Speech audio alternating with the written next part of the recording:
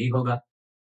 इस टाइप की खबरों ने ड्राइवर्स, चाहे वो ट्रांसपोर्ट व्हीकल के ड्राइवर हों या फिर कार वगैरह चलाने वाले, सबके मन में डर और भ्रम की स्थिति पैदा हो गई है।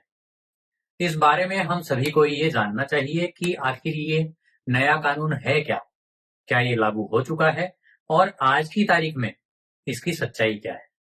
आज के वीडियो में हम भारतीय न्याय संहिता में दिए गए इसी नए प्रोविजन की पूरी सच्चाई को बिल्कुल सरल भाषा में समझेंगे। वीडियो को अंत तक जरूर देखना, क्योंकि अधूरी जानकारी हमेशा घातक होती है। दोस्तों, इस बारे में नए कानून को समझने के लिए हमें पहले ये भी जान लेना चाहिए कि इसी विषय पर पुराना कानून क्या था और उसे बदलने की क्या जरूरत पड़ी। इस सब्जेक्ट पर यानी कॉजिंग डेथ बाय नेग्लिजेंस पर पुराना कानून था भारतीय दंड संहिता यानी आईपीसी की सेक्शन 304A, जिसमें इसको जमानती अपराध के रूप में माना गया था, जिसके लिए 2 साल तक की कैद या जुर्माना या दोनों की सजा का प्रोविजन किया हुआ था। यानी नेग्लिजेंसी से एक्सीडेंट करने पर और किसी को मार देने को कोई बड़ा अपराध नहीं माना जाता था। इसीलिए इस प्रोविजन का लोगों के मन में कोई खास डर भी नहीं था। हिट एंड रन के मैटर्स में भी यही सेक्शन लगती थी। अब आते हैं नए कानून पर, जिसको भारतीय न्याय संहिता की धारा 106 के रूप में लाया गया। आपको ये बता दूं कि भारतीय न्याय संहिता को 1 जुलाई सन 2024 से लागू किया जा चुका है। तो भारतीय न्याय संहिता की धारा 106 में लापरवाही से मृत्यु के मैटर्स को 2 हिस्सों में बांटा गया था।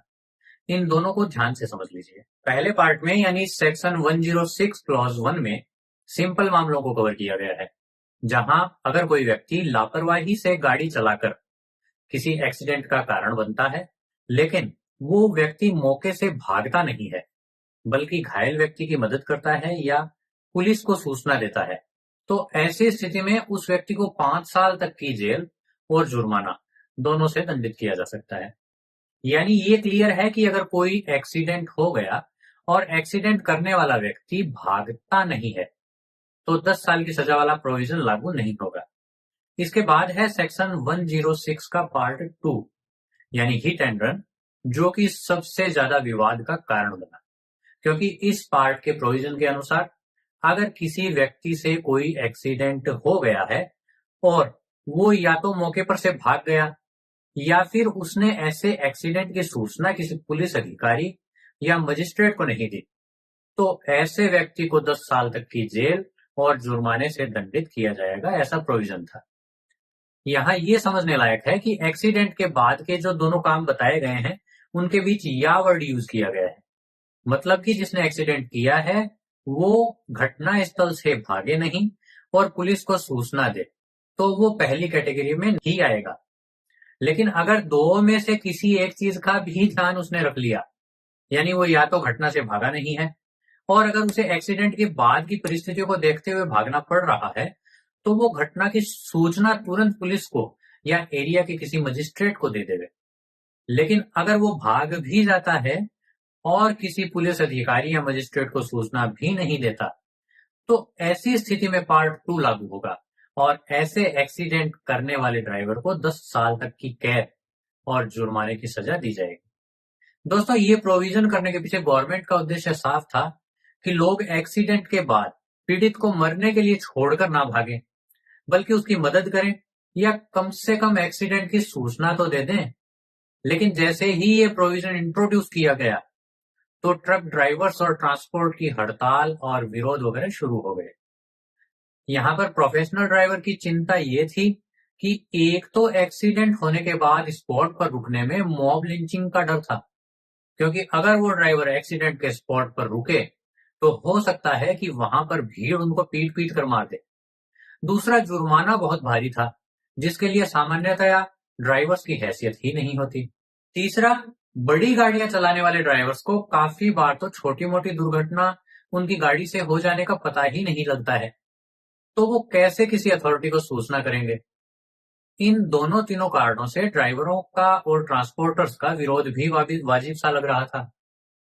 अब सबसे जरूरी सवाल की तरफ बढ़ते हैं कि इस कानून की आज की स्थिति क्या है। तो दोस्तों, जब इस नए कानून का पूरे देश में विरोध हुआ, तो all India motor transport Congress के साथ सरकार की हुई बातचीत में सरकार ने आश्वासन दिया कि भारतीय न्याय संहिता की धारा 106 का पार्ट 2, जिसमें 10 साल की सजा वाला प्रोविजन है, उसको अभी लागू नहीं किया जाएगा। और इस आश्वासन के साथ से गवर्नमेंट ने इस प्रोविजन को होल्ड पर डाल दिया। इस टाइम ट्रांसपोर्टर्स के साथ हुई मीटिंग में यह तय किया गया था कि इस कानून को लागू करने के पहले ट्रांसपोर्टर कांग्रेस और सभी संबंधित पक्षों के साथ विचार विमर्श किया जाएगा और उसके बाद ही कोई फैसला लिया जाएगा।